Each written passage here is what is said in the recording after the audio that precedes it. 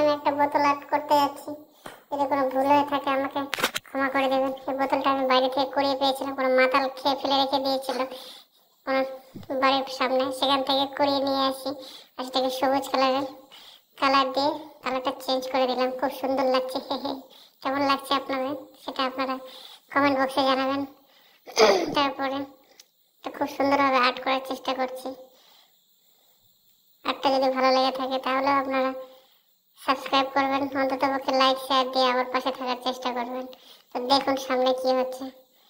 Magic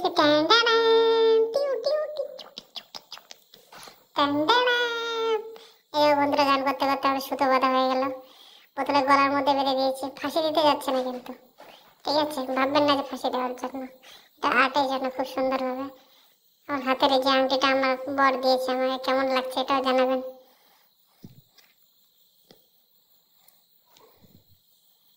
ও sorry, আমি একটু silent ছিলাম।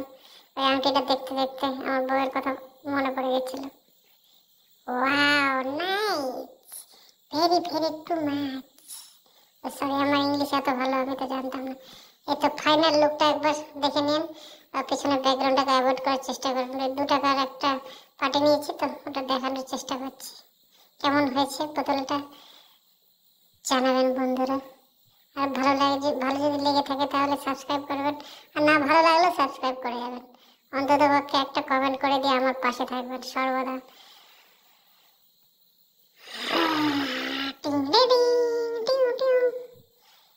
ভাই শেষ হচ্ছে না কেন ভাই? চলতেছে এখনো ভাই। আর কতক্ষণ? পাগলা হয়ে যাচ্ছে। এই আর্টটা খুব সুন্দর হয়েছে, আমার ভাই এঁকেছে খুব সুন্দরভাবে।